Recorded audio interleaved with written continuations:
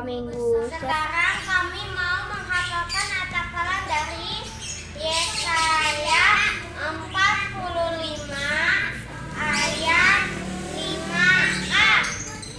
Yesaya 45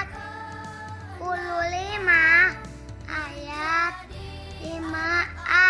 Yesaya 45 ayat 5a.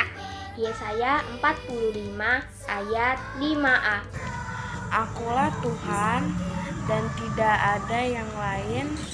Akulah Tuhan dan tidak ada yang lain Kecuali aku tidak ada Allah.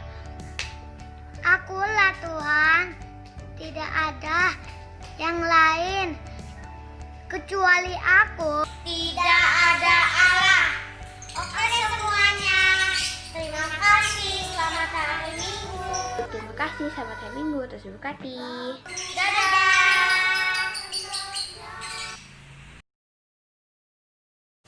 Shalom adik-adik, apa kabar? Luar biasa, yes, yes, yes. Selamat pagi, selamat hari Minggu untuk kita semua ya adik-adik. Sebelum kita akan memulai ibadah kita bersatu dalam doa. Tuhan Yesus yang baik, terima kasih ya Bapak, Kau masih memberikan kami kesehatan, bahkan nafas kehidupan kepada kami Tuhan Yesus. Terima kasih ya Tuhan Yesus, sebentar kami akan memulai ibadah kami, Kau berkati ibadah kami dari awal pertengahan hingga akhirnya. Biarlah kami hanya fokus untuk mendengarkan firman-Mu. Terima kasih ya Bapak, dalam nama Tuhan Yesus, haleluya, amin. Kita bangkit berdiri adik-adik, kita akan satu pujian, Jalan Serta Yesus.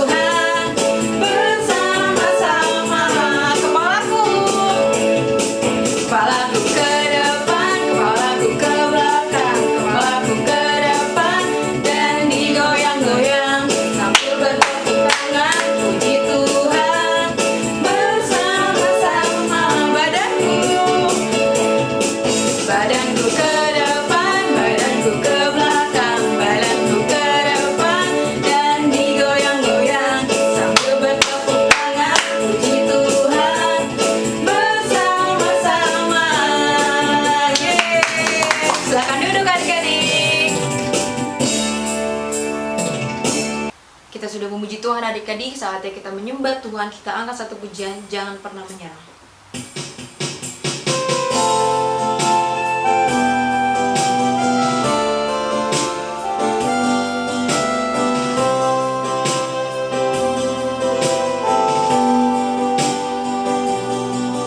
Tuhan tak pernah janji langit selalu biru, tetapi Dia selalu menyertai. Tuhan tak pernah janji jalan selalu rata, tetapi Dia berjanji berikan kekuatan.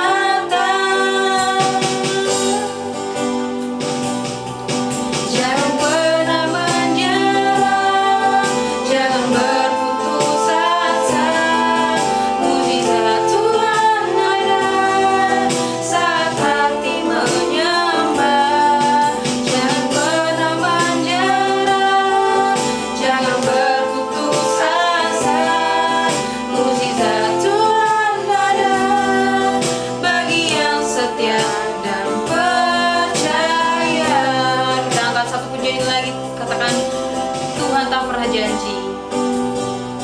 Tuhan tak pernah janji, langit selalu biru, tetapi Dia berjanji selalu menyertai. Tuhan tak pernah janji jalan selalu rata, tetapi Dia berjanji berikan kekuatan. Jangan pernah menyerah, jangan pernah menyerah, jangan berputus asa. Mujizat Tuhan ada saat hati menyembah. Jangan pernah menyerah, jangan berputus asa. Mujizat Tuhan ada bagi yang setia dan percaya. Mujizat Tuhan ada, mujizat Tuhan ada bagi yang setia dan percaya. Kita menyembah Tuhan adik-adik. Kita bersama-sama untuk memuji Tuhan, untuk kita agungkan Tuhan, untuk sama-sama adik-adik. Jangan pernah menyerah adik-adik, jangan pernah berputus asa adik-adik. Kita tahu Tuhan selalu beserta kita, Tuhan selalu ada di hidup kita, di hati kita. Kita mau Tuhan hidup selamanya di hati kita adik-adik.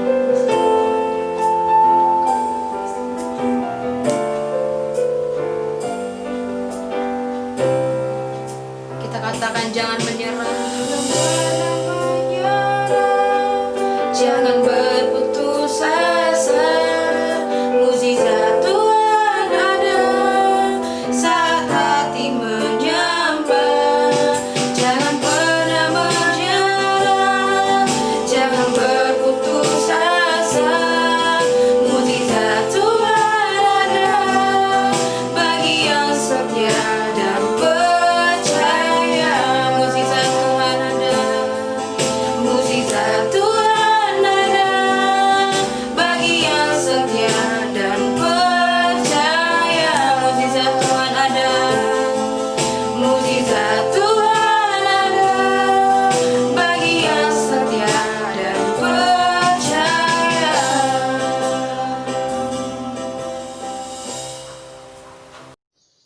Kita berdoa. Kami mengucap syukur ya Tuhan, karena pagi hari ini kami boleh kembali lagi beribadah bersama-sama dalam ibadah sekolah minggu secara online. Tuhan, berkatilah pemberitaan firman Tuhan saat ini. Di dalam nama-Mu kami bersyukur dan berdoa. Amin. Shalom, selamat hari Minggu. Ya, pagi hari ini adik-adik Kak Evi kembali akan bercerita tentang tokoh dalam Alkitab, dan ceritanya terambil dari 1 Raja-Raja 19. Dengar ya, 1 Raja-Raja 19 ayat 1 sampai dengan ayat ketiga. Sekali lagi, firman Tuhannya dari 1 Raja-Raja 19 ayat 1 sampai dengan ayat ketiga. Kita baca bersama-sama ya. Elia ke Gunung Horeb. Ketika Ahab memberitahukan kepada Izebel segala yang dilakukan Elia dan perihal Elia membunuh semua nabi itu dengan pedang, maka Izebel menyuruh seorang suruhan mengatakan kepada Elia, "Beginilah kiranya para Allah menghukum aku, bahkan lebih lagi daripada itu.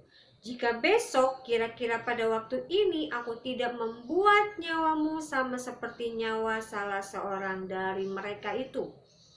Maka takutlah ia, lalu bangkit dan pergi menyelamatkan nyawanya. Dan setelah sampai ke Beersheba yang termasuk wilayah Yehuda, ia meninggalkan bujangnya di sana. Adik-adik, pagi hari ini kita akan belajar lagi tentang pribadi Elia.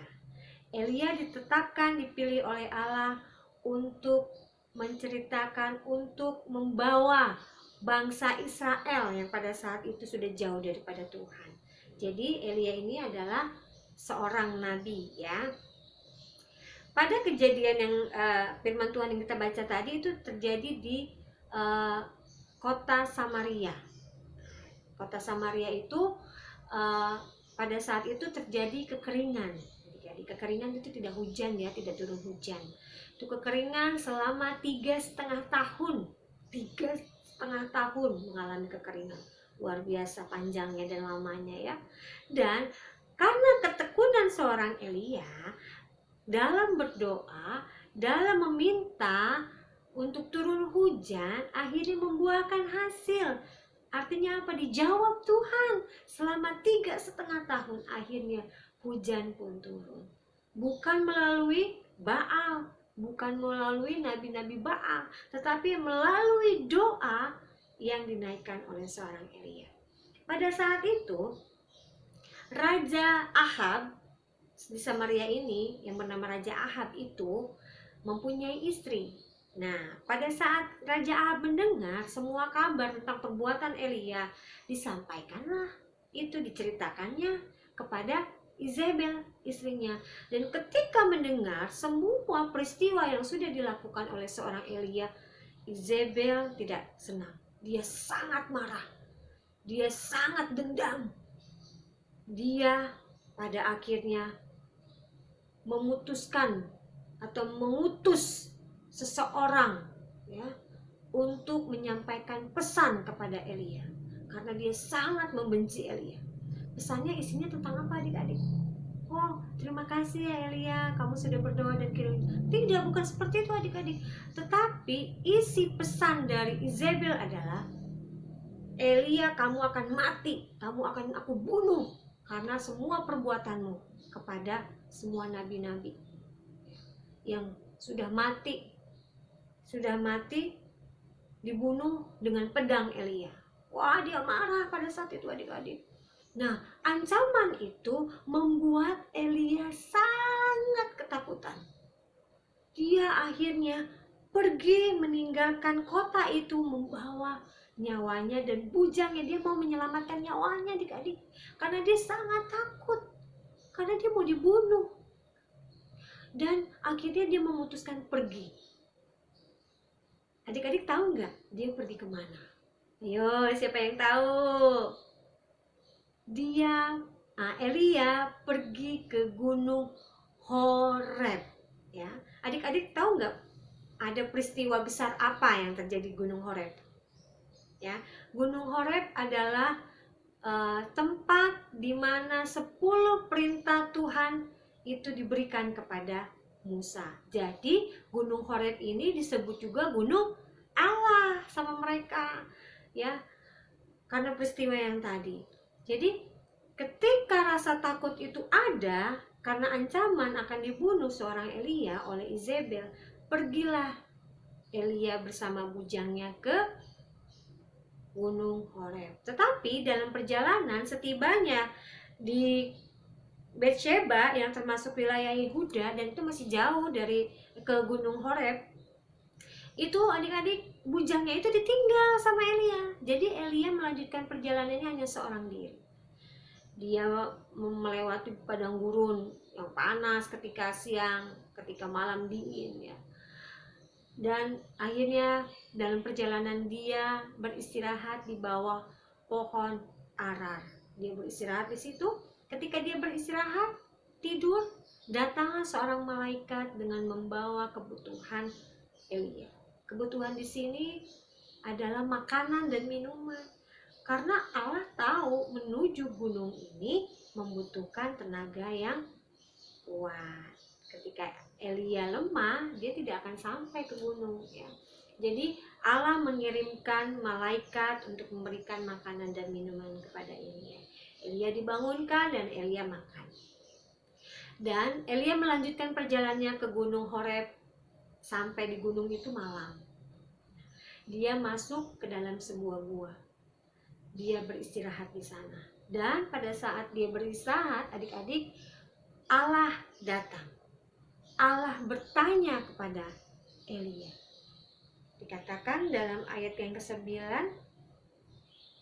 apakah kerjamu di sini, hai Elia? Tuhan bertanya seperti itu kepada Elia. Dan Elia pada saat itu tahu itu adalah Allah. Makanya dia menjawab. Dia menjawab ini, Tuhan, aku ini sudah bekerja keras loh. Aku ini sudah membantu umatmu, bangsa Israel untuk kembali lagi kepada Tuhan, untuk melihat lagi perjanjian Tuhan dengan mereka. Aku ini sudah loh Tuhan membunuh itu nabi-nabi pengikut Baal. Aku sudah capek Tuhan. Tetapi apa yang aku dapat dari semuanya itu? Aku diancam mau dibunuh Tuhan. Aku mau dibunuh. Nah, dia menceritakan itu kepada Allah. Dan pada saat itu Allah memerintahkan dia untuk berdiri dan keluar dari gua. Dan pada saat dia keluar dan berdiri, adik-adik, terjadilah angin yang sangat kencang. Angin itu dapat merobohkan, dapat membelah gunung. Bahkan adik-adik setelah itu terjadi gempa. Gempa tuh goyang gitu ya. Wah, lebih dahsyat lagi. Allah menunjukkan bahwa Allah itu Maha Kuasa. Dan pada akhirnya Allah datang melalui sebuah angin. Sebuah angin sepoi-sepoi basah. Badai datang, Tuhan datang dengan kesejukan berupa angin. Saat itulah Elia menyadari bahwa dia tidak sendiri. Dia sangat senang. Dia akhirnya menyadari bahwa Allah tidak meninggalkan dia di tengah-tengah ketakutan. Dan Allah sendiri memberitahukan bahwa Allah telah mempersiapkan seseorang untuk menggantikan posisi Elia. Menggantikan pelayanan Elia. Dia adalah Elisa. Di situ kembali lagi Elia sangat bersyukur bahwa memang aku tidak sendirian Tuhan. Tuhan memperhitungkan semua ketakutanku. Karena dia tetap mencari Tuhan. Nah, adik-adik, ada 3 poin dalam cerita tadi yang harus kita lakukan dalam kehidupan sehari-hari. Yang pertama, ketika kita mengalami ketakutan, kekecewaan, kekhawatiran, ya, yang harus kita lakukan adalah kita tidak boleh lari dari Tuhan. Karena hanya Tuhan sendirilah yang akan menolong kita. Kita nggak boleh lari dari Tuhan, berpaling, mencari Allah yang lain, tidak. Tetapi kita tidak boleh lari dari Tuhan. Yang kedua, pelajaran yang harus kita lakukan ketika kita mengalami ketakutan adalah kita harus beriman. Tuhan Allah akan memberikan seseorang yang menjadi berkat bagi kita. Baik itu malaikat, bisa binatang, ya, bisa orang lain yang baik. Tuhan akan menyediakan itu. Jadi kita tidak merasa sendirian. Karena Allah itu pasti tahu yang terbaik bagi kita dan apa yang kita butuhkan. Dan yang ketiga, pelajaran yang kita ambil dari kisah Elia adalah carilah Tuhan selalu. Selalu cari Tuhan. Ya. Jangan kita pusing apalagi corona gini ya. Kita mau carinya apa? Ya hal-hal yang lain, ke dukun supaya dilindungi, tidak bisa. Tapi carilah Allah melalui firman-Nya.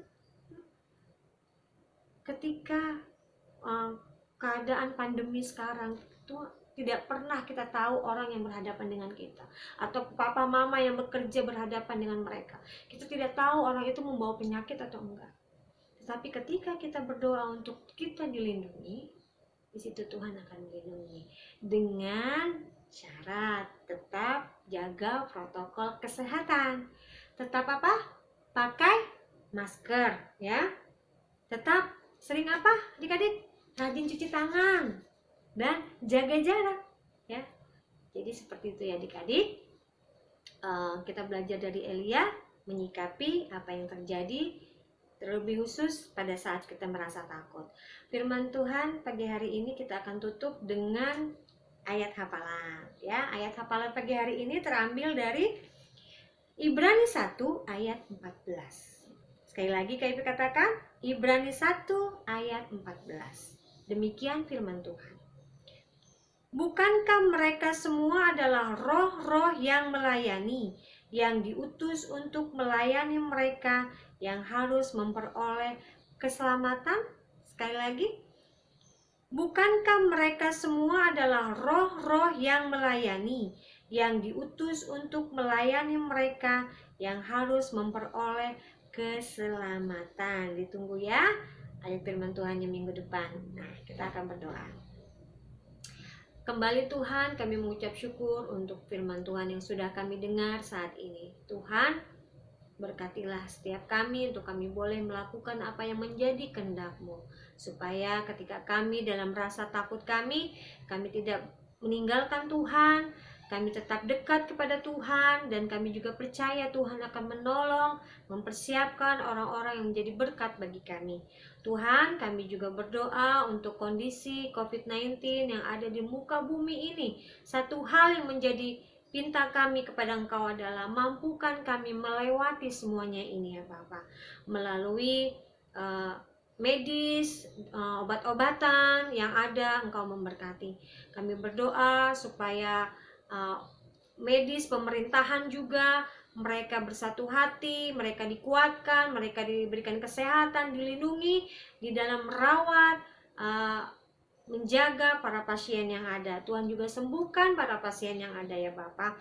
Kami juga berdoa untuk kami semuanya, anak-anak sekolah minggu GMI Anugerah Bekasi, dalam pendidikan mereka, bahkan juga orang tua kami ya Bapak, dalam mencari nafkah. Kau berkati, menjaga, melindungi mereka ya Tuhan. Kami juga tetap berdoa untuk Bapak Gembala kami, Bapak Pendeta Joel Paranga, beserta dengan Ibu Pendeta, Ibu Ani Gloria, bahkan semua guru-guru sekolah minggu yang melayani hari ini ataupun yang tidak melayani. Kami berdoa Tuhan pun memberkati, melindungi mereka. Terima kasih Tuhan. Inilah doa ucapan syukur yang kami naikkan di dalam nama Tuhan Yesus Kristus. Amin. Terima kasih semuanya. Selamat hari Minggu. Shalom.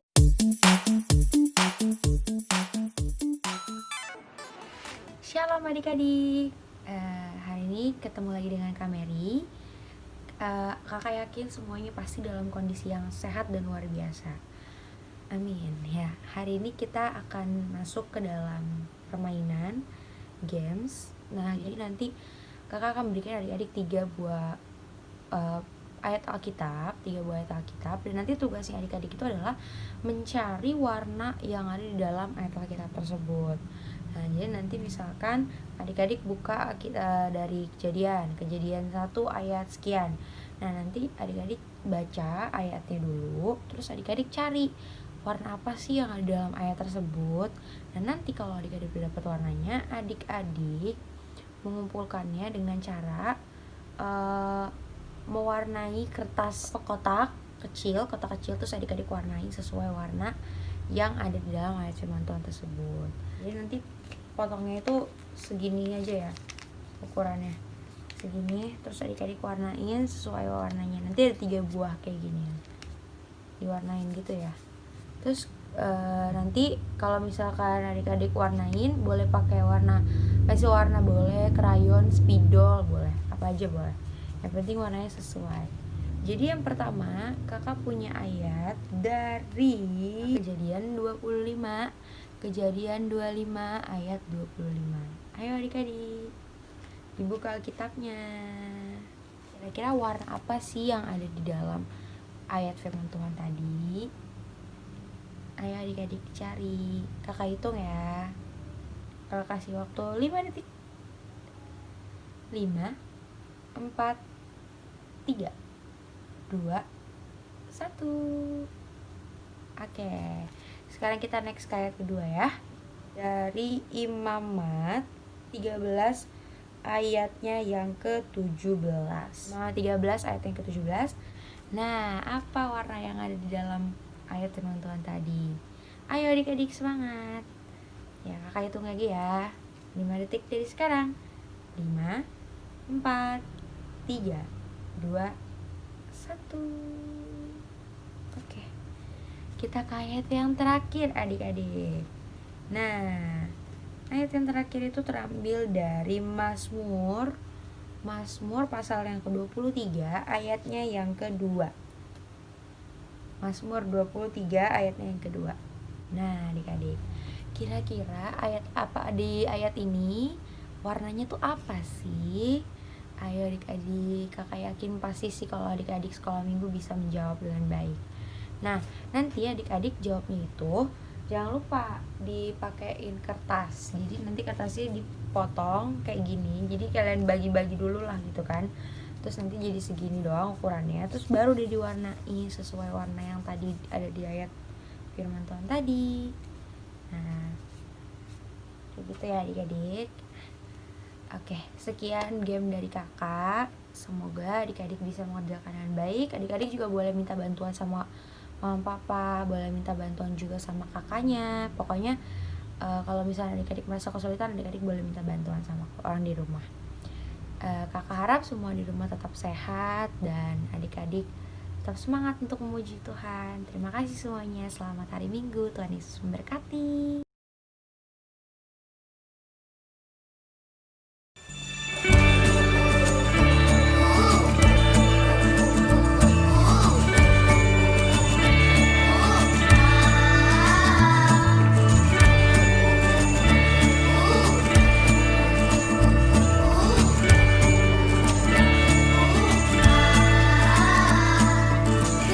Lihatlah betapa indahnya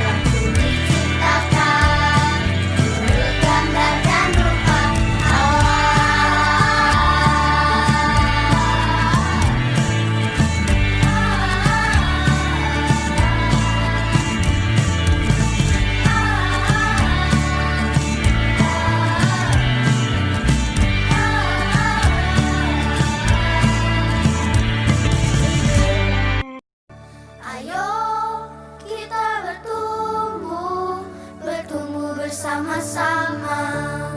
Bertumbuhlah dalam kasih Tuhan Yesus Kristus. Baginya lah kemuliaan sekarang dan sampai selama-lamanya.